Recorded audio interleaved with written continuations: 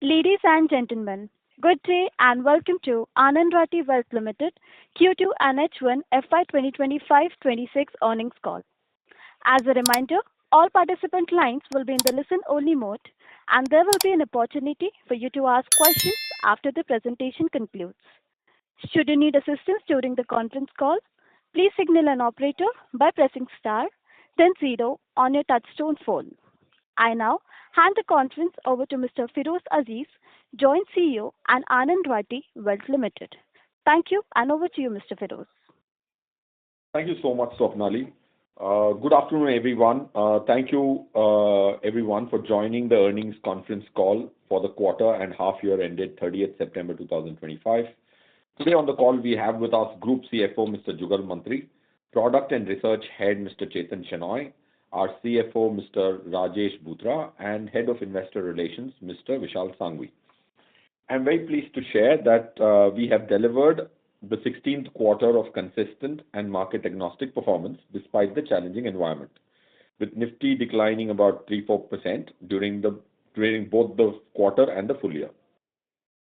I want to take a moment to highlight the remarkable journey. When we launched our IPO around 4 years ago, our AUM was about 30,200 crores, and in just about 4 years, we have added more than double that amount, reaching to a total AUM of 91,568 crores at the end of September 2025.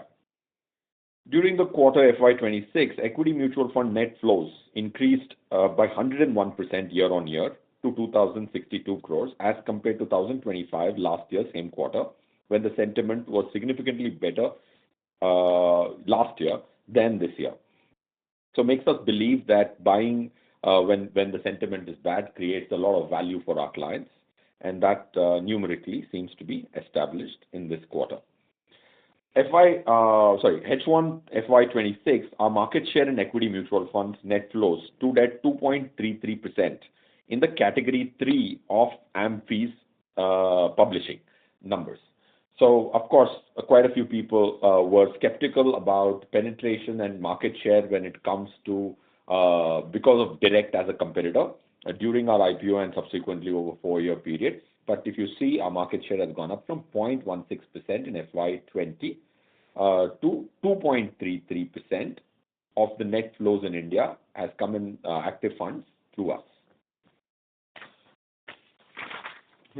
During the quarter 2 FY26, total net flows increased by 28% to 3,002 crores as compared to 2,336 crores. So the overall net flow was also reasonably healthy. Hence, H1 FY26 total net flow rose by 20% to 6,826 crores compared to 5,700 crores last year, same period of half year. In our flagship private wealth business, during the last 12 months, we have added about 1,800 plus families on a net basis, bringing our total number of clients to 12,781. And client attrition numbers have been client attrition numbers in terms of AUM lost remain low at a second decimal of 0.09% for the quarter 1 FY26 and 0.18% for FY26, the full half year, reaffirming the trust our clients place in our uncomplicated and client-centric approach. Digital wealth business, which is a B2B2C business, registered an AUM growth of 21% YOY and reached to 2,211 crores, and the number of clients increased by 20% to 6,570. The OFA business, which is our SaaS platform, has 6,790 subscribers with platform assets of about 1.59 lakh crores as of 30th September 2025. Now I request Jugalji to give business highlights for the quarter which went by. After him, I will give highlights of the financial performance. Jugalji, all to you. The plus. Thank you so much, Firoz Bhai. Good afternoon, friends. Let me take you all through Q2 FY26 consolidated financial performance first. Our consolidated total revenue for the Q2 FY26 stood at rupees 307 crores compared to rupees 250 crores in Q2 FY25, registering a healthy 23% year-on-year growth. Our profit after tax stood at rupees 99.89 crores, registering a 31% year-on-year growth compared to rupees 76 crores in Q2 FY25. Profit after tax margin for Q2 FY26 was at 32.5%, which has improved from 30.6% for Q2 FY25. Now, I will take you all through H1 of FY26 financial results. During first half of financial year 2026, our consolidated total revenue grew by 19% year-on-year to rupees 591 crores from rupees 495 crores for H1 financial year 25. Profit after tax increased by 29% year-on-year to rupees 194 crores from rupees 150 crores for H1 FY25. Profit after tax margin was 32.8% for H1 FY26, improved from 30.2% for H1 FY25. In the first half of FY26, the company has already crossed 50% mark and achieved 50.3% of its full year revenue guidance of rupees 1,175 crores and 52% of PAT guidance of rupees 375 crores. We have reported strong return on equity or ROE of 45.5% on annualized basis for H1 financial year 26. Continuing our policy of rewarding shareholders, the Board of Directors have declared 120% interim dividend, translating to rupees 6 per equity share. Now, I request hereby Swapnali to open the floor for question and answer. Over to you, Swapnali. Thank you very much. We will now begin the question and answer session. Anyone who wishes to ask a question may press star and one on the touchtone telephone. If you wish to remove yourself from the question queue, you may press star and two. Participants are requested to use handsets while asking a question. Ladies and gentlemen, we will wait for a moment while the question queue assembles.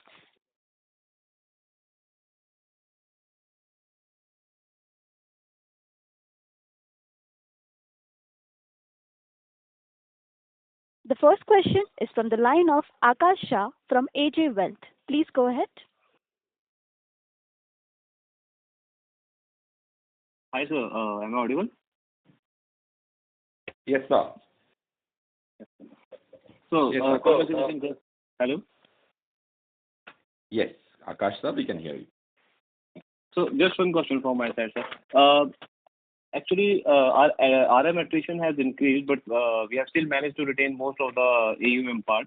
But typically, what I have seen in this industry is when RMs moves out, they tend to take a larger portion of their client AUM. So, I want to understand what we are doing differently, or what client retention controls do we have in place that help us minimize the risk of AUM loss.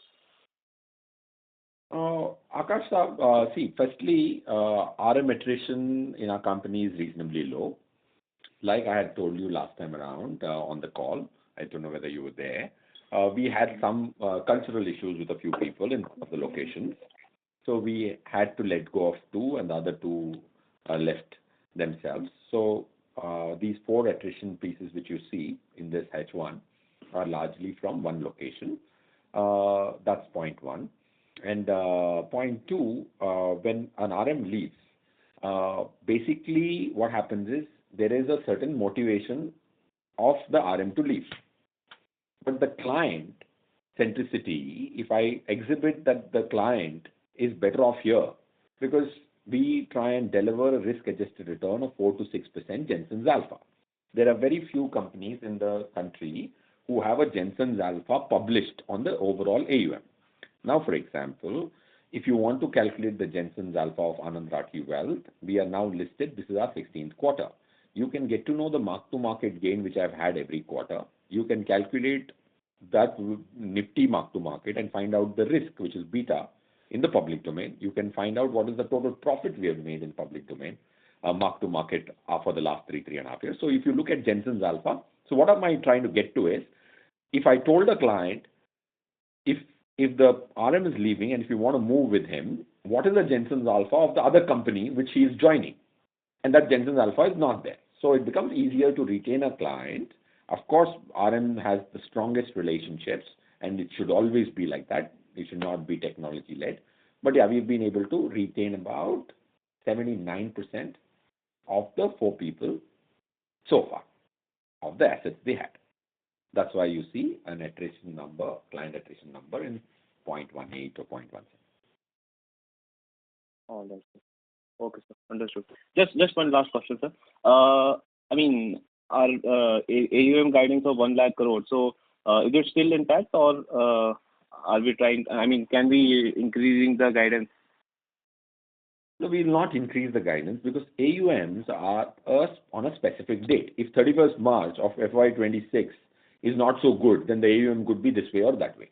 So we'll retain the guidance of 1 lakh crore. It's an aspirational number. We are at 91,568. We'll keep that as 1 lakh. We always like to undercommit, over-deliver. In that same theme or the belief, we would like to retain it like that. Especially an AUM number, you would not want to up it because it's very difficult for any of us to predict what 31st March of 2026 will be like.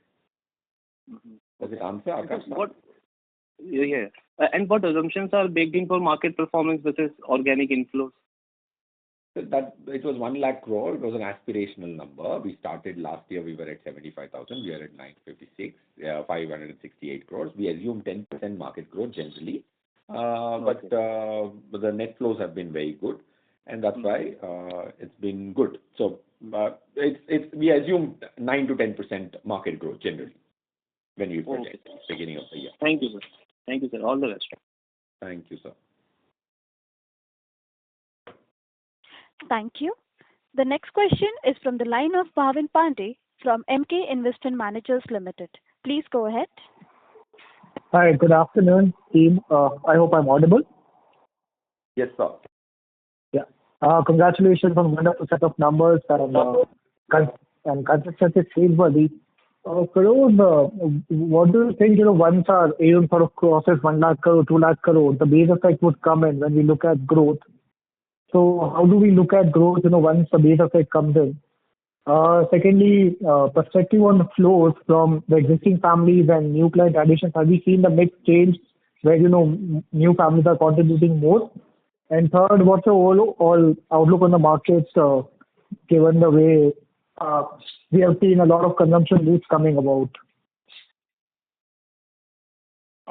Great. What was your first question, Bhavin? Sorry, I missed the first one. Base effect coming in, right? Now we are almost at 1 lakh crore. Maybe 2 years down the line, we will be at 2 lakh crore. So how do we look at the growth numbers, that 25% growth that we were kind of looking at, right? But it is coming about very quickly with 28-30% growth on a YOY basis. So the second leg of growth, would it be slightly lower, or will we still maintain the 25% kind of a growth number? Thank you for the question, Bhavin. Now I got the question. First is the base effect. You're absolutely right. We've been waiting for a critical mass. For whatever right or wrong, we had assessed that the critical mass in mutual fund AUM, for example, is 50,000 crores of regular AUM. So out of which 47,000 crores was mutual funds for us. So critical mass at a total level, like you said, close to 90,000, 1 lakh crore is one. But in individual, there are very few wealth management outfits which have been able to reach 50,000 crores of AUM in their distribution assets.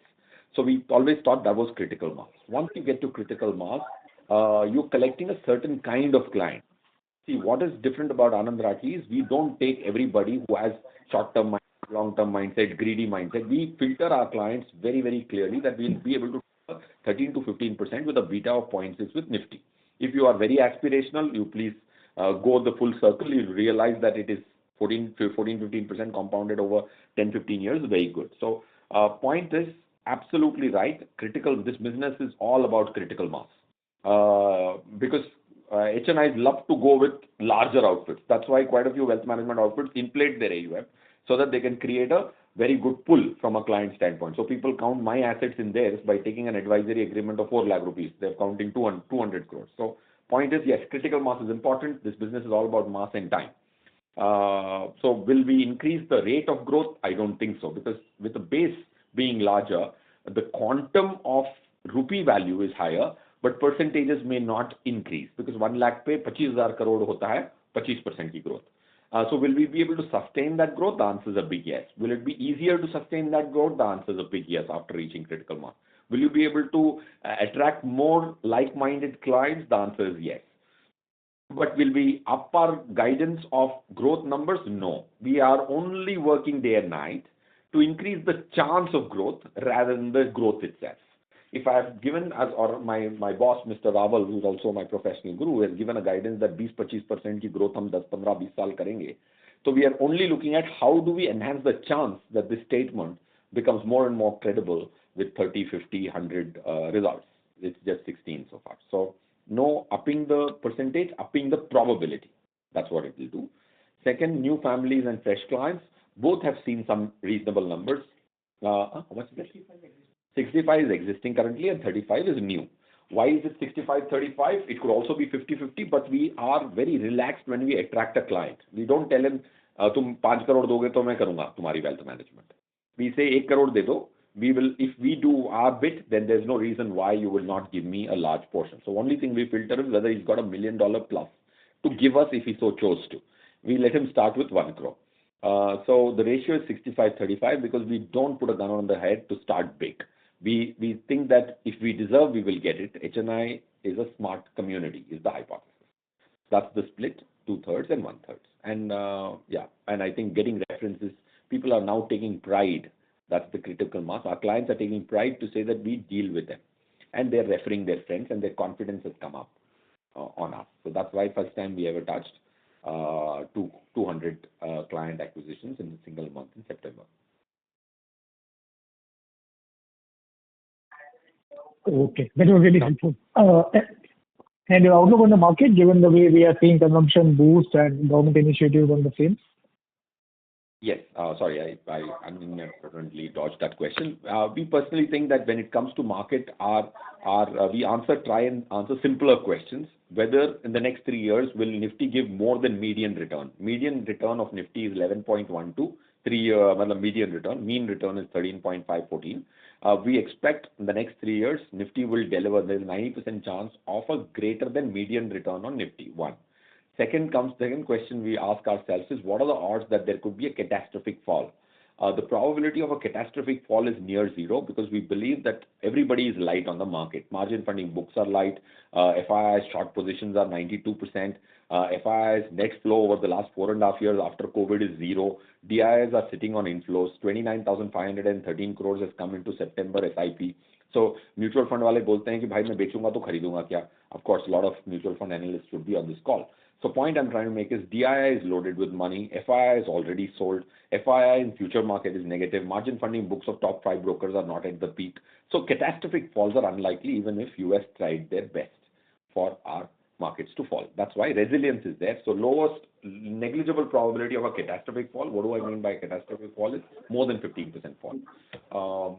And the median return probability is upwards of 90. So and with that kind of an assumption, can I deliver 13 to 15% for my client with 0.6 beta? That's my proposition on the objective of numerical delivery. Okay. 100%. Congratulations again, and good luck. Good luck. Thank you for your great wishes, sir. Thank you. The next question is from the line of Arun Gopal, an individual investor. Please go ahead. Good afternoon. I hope I'm audible. Yes, Arun sir, you are audible. Yeah. I really appreciate Anand Rathi's statistical approach to the market, which is so uncertain. So that statistical approach gives a lot of confidence as an investor and as well as a client of them. I've got 3 questions basically. One is we wanted to know the revenue stream and the product mix between the revenue stream between mutual funds and structured products. Yes. And the second question is now a lot of emphasis is being placed on structured products which are with the market competitors, which sounds logical because the plan B is now the right time to be activated because the markets are hovering around. So I wanted your view on that. And the third one is where do you and your team see Anand Rathi in the next 5 years? Where do we see Anand in the next 5 years? Thank you, Arun sir, for your question. MF and SP revenue stream, we had guided that we will get to 50-50 over a period of time. And we are working extensively for a revenue stream to be balanced, SB 50 and the others 50. Have we gotten there? May not be. We might be at how much, Vishali? 43, 44? Yeah. Somewhere in the 43, 44 kind of range we are. We are trying to get to 50-50. So that's what long term it will be, is the prayer and our effort. And to do that, what gives credibility to the statement? You would see a 2.33% market share in net flow for the first half year. And we have lakhs and lakhs of IFAs in India. We have NBs, national distributors, banks, all of them have brought in a net flow of 97.5, for example, and Anand Rathi, 382 RMs, 386 now, have brought in 2.33% of net flow in active equity mutual fund. That's called connectivity. So that tells you whether we will get to 50-50 or at least are we attempting to do 50-50 and an earnest attempt is being made. That's point one. Second, market, should I put money in the market or SP? We generally don't tilt ourselves either way. Like my portfolio is 65% equity mutual fund, 35% structures. Wherever there's a gap, if I got a bonus, if Ratiji felt generous and he gave me a bonus, I would split it 65-35 or whatever is the gap in my proportions of the strategic allocation. If we do that mechanically without getting biased on the recent performance, quite a few of our clients sometimes get carried away. When the markets do very well, they're averse to structured products. When the markets are bad, they're averse to equity mutual funds. But we try and guide them mathematically. That's why you see 2,000 crores, 2,065 crores has come in equity in the last quarter. So makes me feel happy that जब market नीचे है तो हम क्लाइंटों को समझा पा रहे हैं कि सर अभी खरीदना है. माना खरीदने का मन नहीं करेगा, दिल कहेगा बिल्कुल नहीं करना है, दिमाग कहना चाहिए कि खरीदो. So we try and not gravitate towards either. Do we plan B? Do we very strongly recommend? The answer is yes. People say, why do you recommend? Quite a few competitors say structured product, yeah, vested interest. Okay, समझ में नहीं आता. But if you look at 1,059 structured products which have matured from December 2020, have given the maximum possible return they could have given. So we use all Monte Carlo simulator, all our understanding of derivative to design a product which is not the most attractive to see, but more than probabilities they estimate. So for the last 5 years almost, all products which have matured, which is 1,059, which is almost one every working day, the same kind of products, of course, all of them have given the maximum possible return because there's a lot of technical expertise which the product team brings. So that's the market and SP, Nifty, mutual fund and SP split. What do we see ARWL in 5 years from now? From an Anand Rathi shareholder standpoint, we plan for September 2030's revenue, like yesterday we were discussing. September 2030 revenue, how much of that is done for me? If I have to grow my business in next 5 years at 20%, I need 236 crores revenue in September 30. If I grow my business revenue at 25%, I need 289 crores. How does that break up between trail and structured products which will mature 5 years from now? You would see that there's an implied 18-19% growth, which we plan for 5 years from now. So that's from a shareholder standpoint, revenue of September 2030 कैसे होगी? उसका because structured products mature as double the money and there's a rollover option, so that's on the revenue side. Now comes to from a client side, we have a target of making 1,25,000 crores of mark-to-market gain for our clients. If I have 91,000 crores, if I grow money at 14-15%, I can get a mark-to-market gain for my clients of 90,000 crores on the current assets. If I collect 1,300 crores, 1,400 crores every month, then I end up collecting almost 90,000 crores again over the next 5 years. That also can give me a mark-to-market at 14-15% of 40,000 crores. So our aspiration for the client is कैसे हम 1.25 लाख करोड़ का profit बना के क्लाइंटों को risk सीमित रख के दे पाएं अगले 5 सालों में. Arun sir, does that answer? Yeah, that does answer my first and the third question very clearly. But I just wanted you to throw some more light on structured products, because a lot of the new clients who are coming in, onboarding onto the structured products, they look with a lot of skepticism into the product. It's probably they don't understand the way it works, or they find it as a hidden agenda. So sometime if it can be explored a little more, structured products as a safer product, plan B on your investment horizon, how it works out. That would be a little helpful for all the other people who are sitting on the fence and then trying to see which way they go. Yeah. Gopal sir, a structured product is nothing but a bond. A bond which does not fix your return. It gives you a variable return depending on the underlying, which in this case is Nifty. Right? So what risk do you carry? Nifty risk, market risk is most explicit in this product. If Nifty delivered this is what you will get. So 5 years later, you have to turn on TV and see, for example, what is Nifty, what is the liability of the product towards you. The second risk is how is the money kept. The promise is one thing, promisor is the next. If the promisor is alive is when he will fulfill the promise.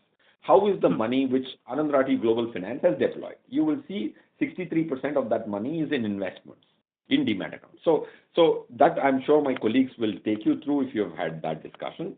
Secondly, of course, competitors have always been predicting our default for the last 13 years. But if you look at how the money has been deployed, you will realize that an NBFC, if managed and very, very carefully and without any greed on NIM, can have very, very good credit risk management, and that's what we are proud of. And if you look at Z scores of the NBFCs which we filter, there are about 9,500 NBFCs. So we do bottom up, try and have these 3 filters on all the NBFCs, and we have currently been able to approve only 2 of them. One is Anand Rathi Global Finance and another external investor. Yeah. Thank you very much. Vishalji talked to me. Gopal sir, sorry, my memory doesn't serve me right. Vishalji, who is our investor relationship head, prompted me that we did a 3-part series for everyone to understand threadbare. And that you can always get it from Vishalji. And that's a very exhaustive. We are planning to do more series if people want to understand. Definitely. I'd love to get the series from them. Thank you very much. So if you can, how does he get the mail ID of yours? We'll put it up on the website once the trademark registration. Yes, it will be put on our website, Arun sir. Okay. Thank you very much. I'll pick it up from the website. Thank you. And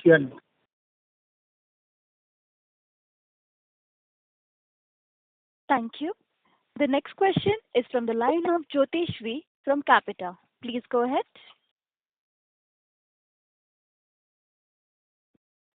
Hi. Congratulations, first of all, sir. I think my question was earlier asked. I think throughout the years, the biggest strength, or one of the biggest strengths, has always been the attrition rate. And if my observation has been right, it is going down the line as well. How do you plan about working on this and working towards this? Jyoti, Mr. Jyoti, right? Jyotish. That's great. Jyotish, if you look at attrition, of course, there will be some attrition here or there. But when we look at our revenue, like I told you, how we plan the revenue of 2030 September, because all our structured products have a rollover. Right now. Okay, it means that the revenue, if I have done X amount of structured product sale in September 2025, give or take September 2030, the same thing will mature with a certain 14-15% return, which means let's assume 15 for the moment, for argument's sake. Then if I collect 100 crores this year, September, 5 years later, there's 200 crores to mature. Right? It is very, it's lesser effort for a person to roll that over for the next 5 years and not exercise the put option. So my revenue streams, if at a company level, are reasonably stable because we have a trail revenue. For an RM also, it isn't like we were doing some math for one of the RMs whom we internally call Singham. Okay. So his trail revenue is 19 lakhs. 19 lakhs in the next 5 years, if his AUM doubles, then he has 38 lakhs of revenue in September 2030. And his structured product sale for last month was 4 crores. So if that matures as 8 crores, he has 8 more crores to mature then. So his total revenue for September 2030, 80% is done sitting today. So will an RM has either the company has to ill-treat an RM, or somebody who's got private equity money wants to throw 4 times the salary and then later pressurize him, he can leave. But most sensible people will automatically look at getting a trail income and putting their business on autopilot. So these attrition numbers which you see are not going to last. There are some differences we have on a cultural side. I don't want to spell out the specific reason of letting go of 2 people and their friends, 2 more people letting gone on the call. I had highlighted last time as well. So you can expect some attrition where there are cultural misfits, but not an exodus, is my belief. So. Done. Thank you so much. Once again, congrats to the entire team on this.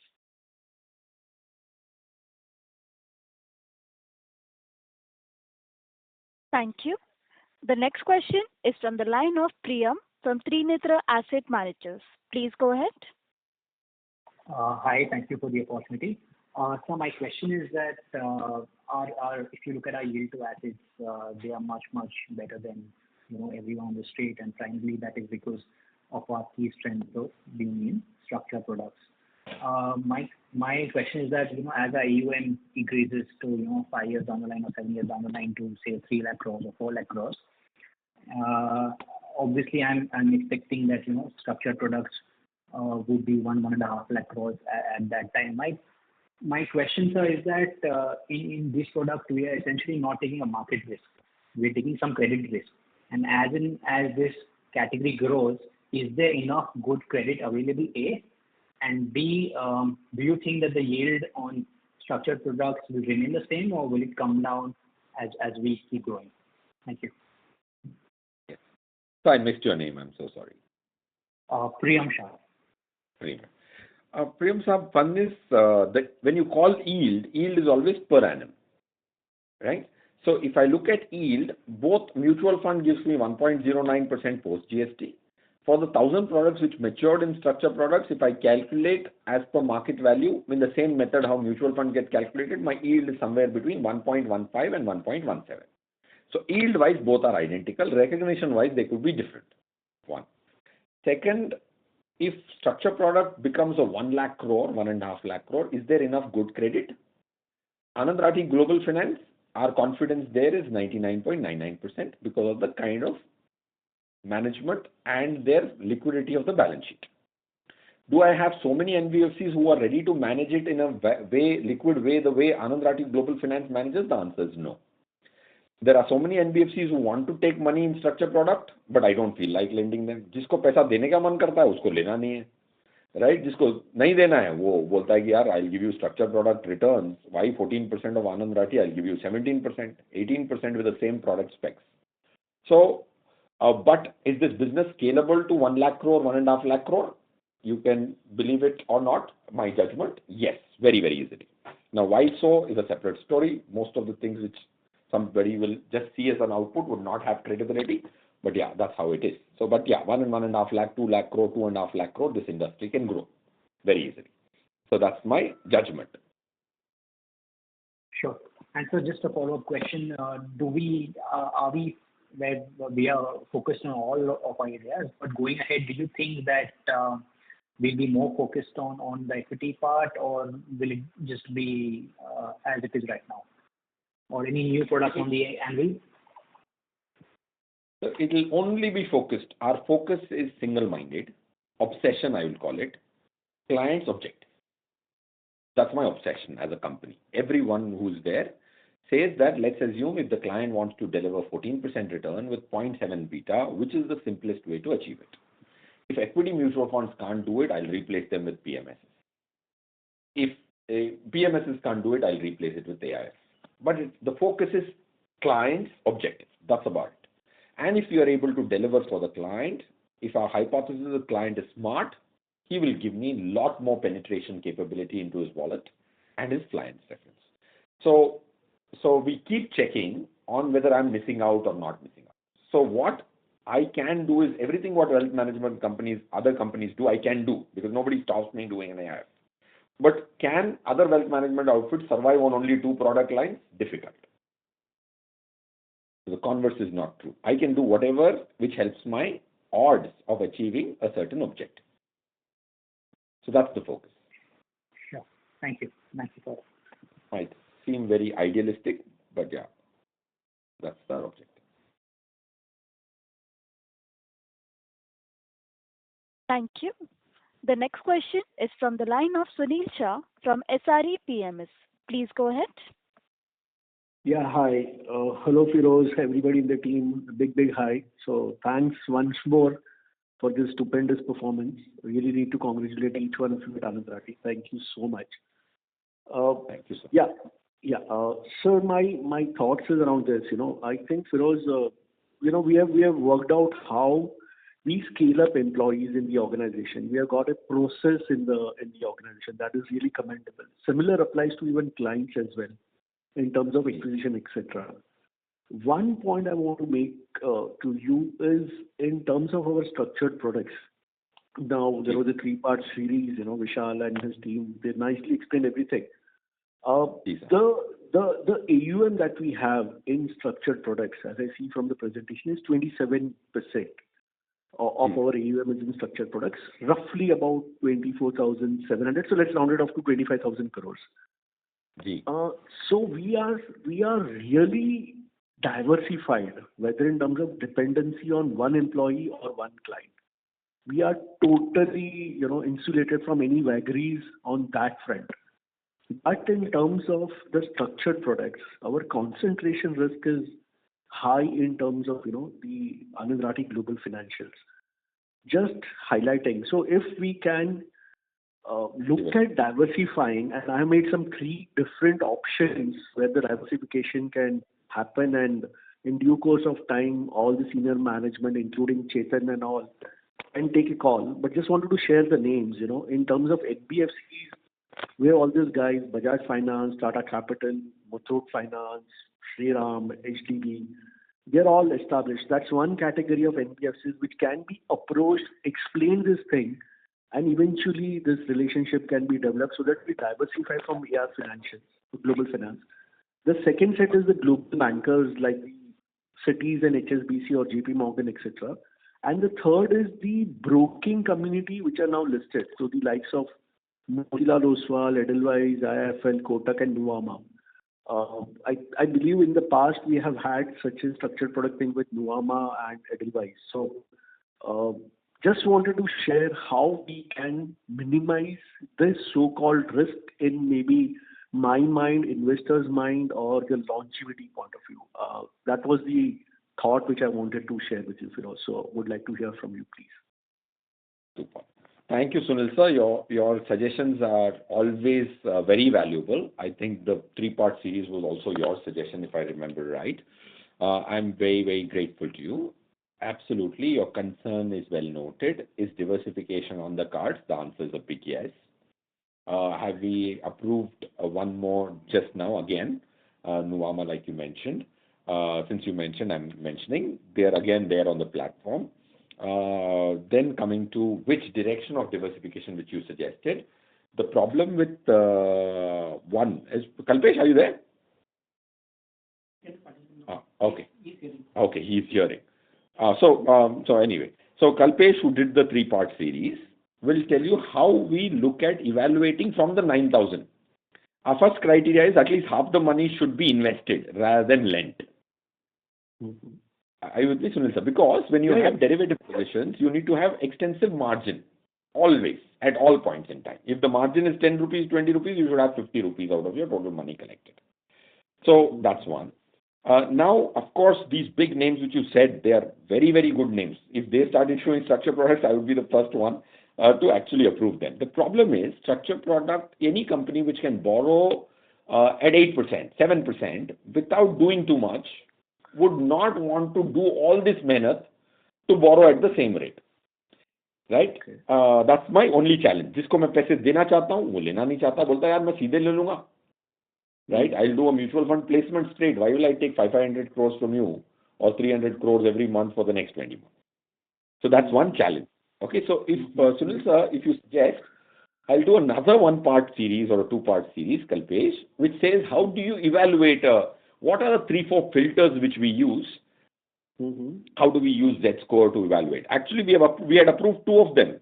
Both of them went through trouble much before we exited, right? Because that's because of Kalpesh Koradia, who heads this division, has been heading this division for 13 years now. And so his assessment of credit risk helped us get out of 2 other issuers well before they went into trouble. I'm not going to name them, but though one of them was called AAA, unfortunately. Okay. Right, but we will do this one-part series, and we are looking at diversification. Point noted, sir. You will hear some more news from us. Sure. Thanks so much for all the efforts, and please continue scaling higher. Thank you so much. Thank you, sir. आप प्रार्थना करते रहिए. Sure. Thank you. The next question is from the line of Mehak from MK Global. Please go ahead. Yeah, hi. Thank you for the opportunity. Most of my questions have been answered.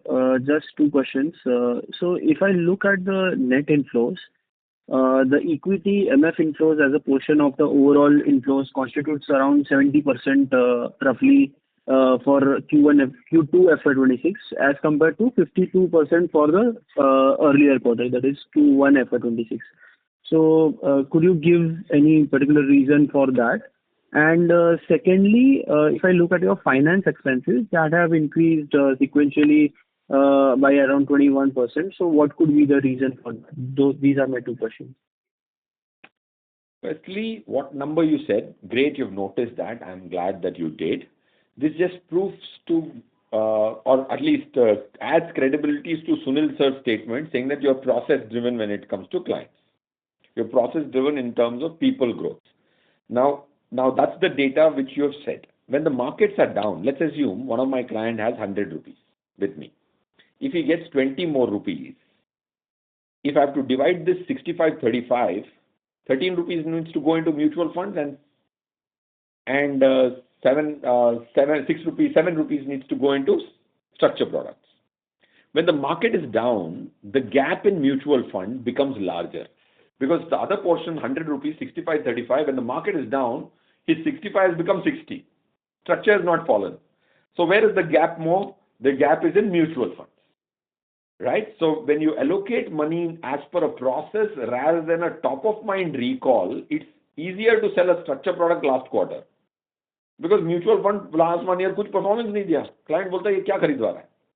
But if you go as per the gap sheet of where the gap has emerged, when the markets are down, you will buy more mutual fund. And last year, same quarter, markets were up. If you remember, on 26th of September 2024, Nifty was at 26,270. Which was the peak. Okay, peak it has established in the last quarter, same year. That time I only had a larger, only 52% going into mutual funds because the mark to market was higher. Does it? I was able to articulate what I'm trying to say? Yeah. I got it. दिल के बदले दिमाग से allocation करते हैं. दिल के हिसाब से आपको स्ट्रक्चर खरीदना था लास्ट क्वार्टर, बट दिमाग के हिसाब से म्यूचुअल फंड खरीदना था. Got it, sir. And secondly on... Yes, sir. Go ahead. Yeah, I was telling secondly on that finance expense related. The finance, Mr. Mahek, what happens that wherever, as and when the lease rentals get renewed, so like this year there were larger number of lease rental got renewed. And as per Ind AS 116, part of the lease rental has to be booked under finance charges. And that is why the largely like whatever finance charges which has been booked around 2.5 crore rupees in the first half is on account of the renewal of the lease rentals. And I think we have taken some car loans of about 10 crore rupees last year, 20 crore rupees. So there is an increase of the cost on that car loan also. on account of that. So that is the reason finance charges have gone up. Got it, sir. Got it. Thank you so much for your inputs and all the best. Yeah. Okay. Okay. Thank you. The next question is from the line of Shrenik Mehta from Indo Ads Wealth. Please go ahead.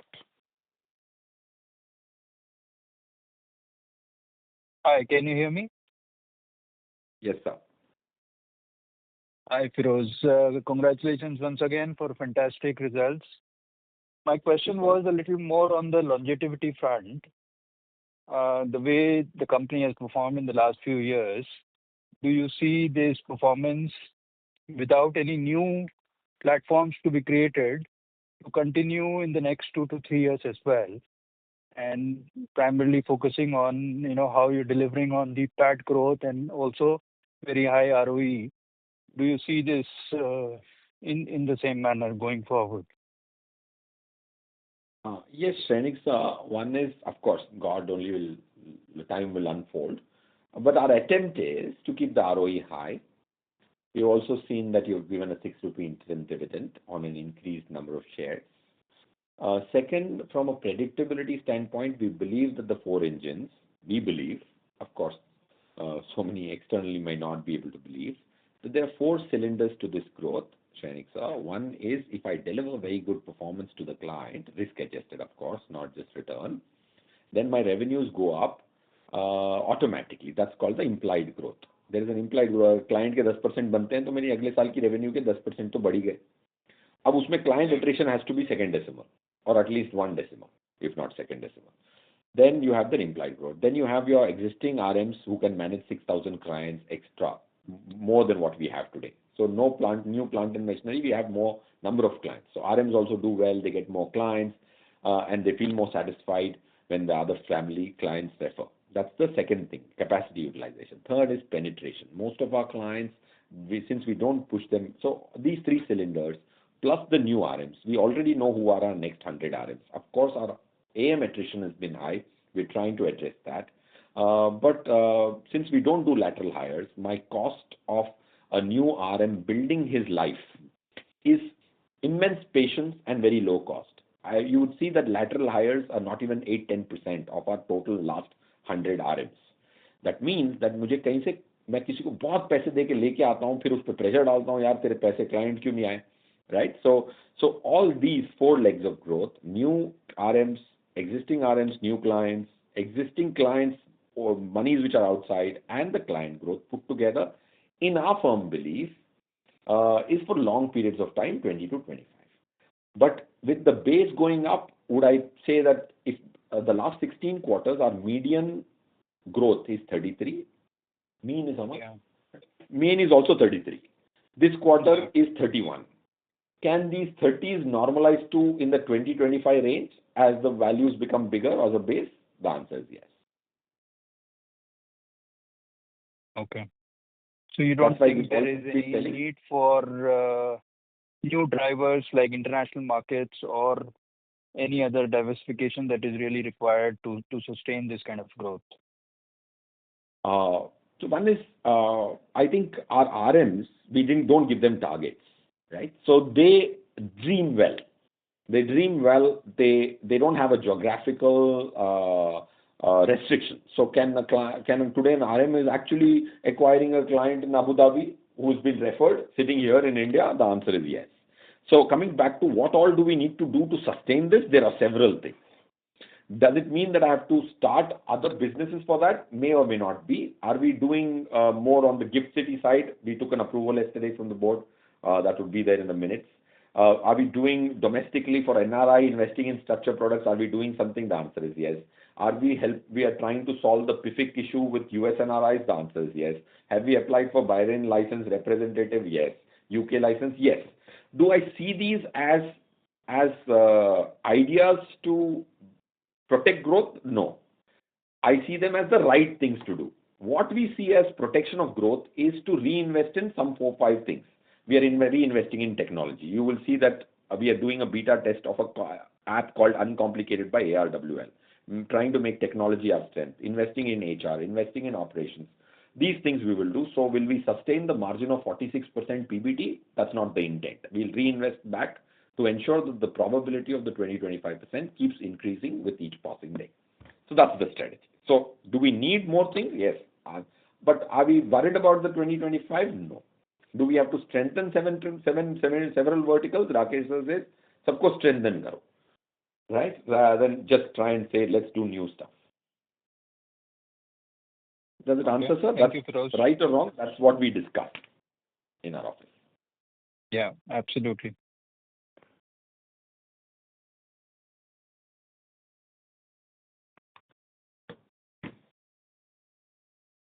Thank you. The next question is from the line of Prayesh Jain from Motilal Oswal. Please go ahead. Yeah, hi, sir. Congrats on a good set of numbers. So just on this, the distribution of financial products part, which is largely the structured products, is there a seasonality? Because generally we look at Q3 and Q4, run rate in terms of revenues is lower than Q2 and Q1, but we've seen it in FY24 as well as FY25. Now, is there a seasonality the way it kind of works in this segment? So you're saying Q1 and Q2 is higher, Q3 and Q4 is lower? Yes. And that's we've seen in FY24 as well as FY25. No, there's no seasonality. What happens is, there could be, now for example, an RM is given the freedom to plan his business. One. Okay, so it could be different energy levels in the first half and the second half, marginally. But second is, like quite a few analysts were worrying and making me worried, saying that तेरी maturities नहीं आएंगी 2 साल तक, August तक. So the seasonality, if there was any, was when we moved after COVID in August 2020, we learned that we did one mistake. That if you make a 3-year product, and then at the end, if he doesn't get the return, he was provisioning a great return, but then he got back capital. I can say, sir, you got back capital during the peak of COVID. Isn't that good enough? You could have bought Nifty at 7,500. But that still doesn't suffice. So we moved from 3-year to 5-year in August 20, which implied that my maturities from August 23 to August 25 were dried up because we moved to 5 years. So that was one of the seasonalities. That was because we took the right call of moving from 3 to 5 years. And that was actually very good. Otherwise, I would have had some maturities where there wouldn't be so much gain for the clients as of now. So that's the only seasonality I can think of. And fortunately, unlike most people's prediction that my mutual fund market share will go down because I don't do Sasta, Sundar Tikau, and my structure product will also be very difficult to do, but that August 25 ka Shani period is over. Right. And so generally, you've been kind of delivering stellar returns on even this portfolio, right? The structured portfolio, the structured products portfolio. Then why is it that you kind of want to grow this business at a relatively slower pace versus mutual funds? Not at relatively slower pace, sir. If I look at 65-35, which is the allocation, you will come to. So that's now we're not growing at a slower pace. Now I think one of our questions किसी ने पूछा था, उन्होंने कहा 27% है, Sunil sir ने बोला, 27% is in mutual fund, is in structure products. So when I allocate money, if the client has chosen 25% in structure products, 10 in debt, and 65 in equity, which is a 14% expected return, with a beta of about 0.5 or 13% expected return with a beta of 0.5, I will go with the proportions chosen. So I'm not trying to doctor my product allocation as per the revenue I need or my belief in a product. I'm again marrying it back to my client's objective. There are several clients we said we will not take your money if he says, "Ye 2 crore structure product mein le lo." He said, "We are not interested in selling a product. You don't tell me the full assets, it becomes difficult for me to address even 10% of it." So coming back to the question, I'm not either trying to grow one leg or another leg. I'm putting in a lot of effort to bring more money in equity mutual funds when the market is down, which implies the market bounce back karegi, मैं client निकाल नहीं रहा. Now you see September number in industry, ironical, and I feel sad as an industry participant. The net flow in September is 30,000 crores total. and SIP is 29,500. मतलब पूरे HNI India के मिला के 500 crore डाले equity mutual active. Isn't that's the month where you would buy? The average of Nifty is 24,700. Right? People buy what people sell. What people buy. That's exactly the opposite you have to do. Clients will always be attracted with their heart because it hurts them to see no return for 1 year when gold has become 55%. So you have to counsel them and say, sir, please don't have recency bias. That's the biggest pitfall of investing. So I'm not saying I will sell more mutual funds. I will sell more mutual funds at the right time because I am plugging in gaps rather than selling what sells. Right. Trying to. Let me correct myself. Trying my best to. Okay. Am I succeeding everywhere? The answer is a big no. Am I 5 on 10? The answer is yes. Will we improve? God knows. But will we try? Yes. Right. So this question, another question is on global, your Anand Rathi Global Finance Limited. The gross NPA in the books on FY24 was 2.15%, while it kind of improved significantly to 0.61%. I don't know whether this is a platform to be asked that question. What drove that improvement? Any thoughts or any color that would be helpful? Anand Rathi Global Finance is one of the best credits I have seen in my professional career. I have been into a structured product from June 2006, where Reliance on their PMS platform issued a Merrill product. From there on, if there is any credit, which you, now of course this is a microscopic question saying that aapki NPA kaise ho gayi, it is the meticulous management encompassed in a adjusted Z score. You can calculate how by the Altman Z score. Altman 1964 mein Edward Altman ne ek score banaya tha. I'm sure all of the learned people here would have known, and that's a very good predictor of default risk, and they've improved every single time. That's how meticulously it's managed. So of course there is a lot of lending also given to Anand Rathi Wealth Limited clients, which is against mutual funds. So 3 to 4,000, 5,000 crores is lent to our own clients against mutual funds.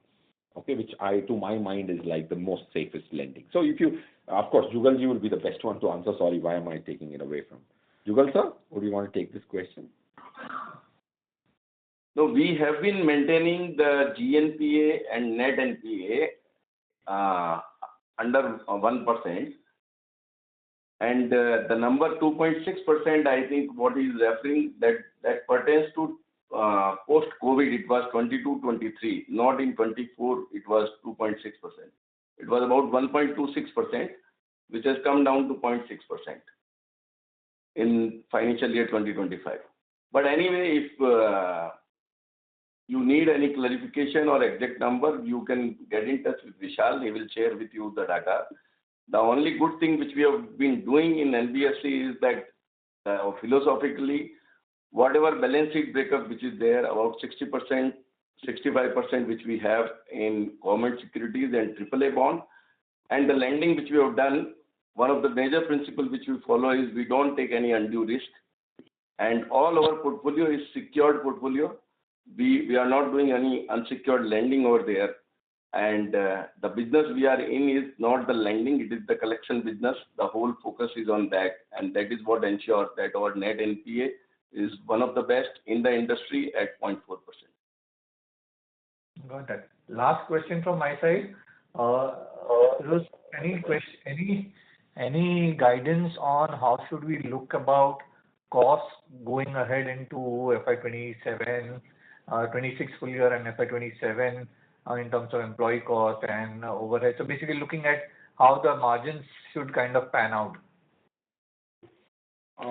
Yes, the margins, the one kharcha we love is the employee cost. Okay, right. Employee, it's like we call it the meetha kharcha, because if it's getting credited into individuals' bank accounts. So that is a very formula driven thingy. Okay, and that formula has not changed for the last 18.5 years. Now, so that is a very static cost. When people who are not in the bonus category get into bonus category, there is some degree of operational efficiency possible there. Second is, we have always kept a benchmark. Rakesh sir says 40 se niche PBT nahi honi chahiye, 30 se niche PBT 30 se niche nahi honi chahiye, aur 40 se niche PBT 40 se niche and PAT 30 se niche. Is this the number which we internally want to keep it sacrosanct? The answer is yes. So till that time, we like to reinvest, but can you expect a margin of 30, 32, 33% on PAT for the next couple of years? Yes. But 30 is what is my mandate. Otherwise, Rakesh sir will आंख दिखाएंगे. Got it. Thank you so much. You sir. Thank you. As there are no further questions from the participants, I now hand the conference over to Mr. Firoz Aziz for closing comments. Over to you, sir. Yes, thank you so much, everyone. I'm sure you're tired hearing my voice, but yeah, I am again there to give you a conclusive remark. I'm so grateful to you to patiently listen to us, patiently trust us over the last 16 quarters. I pray that this Diwali season 2082 somewhat is the best for you so far, and may you have a great week ahead. And if you have any questions whatsoever, please feel free to reach Mr. Vishal Sangvi, our Investor Relationships Head, our Rajesh Bhutraji, who's been our CFO for several years. And happy Diwali in advance to all of you. Thank you, Jugal sir, to join in, and thank you, Chetan, Vishalji, and Rajeshji to be a part of this call. And thank you, Swapnali madam. Thank you so much. Thank you very much. On behalf of Anand Rathi Wealth Limited, that concludes this conference. Thank you for joining us, and you may now disconnect your lines.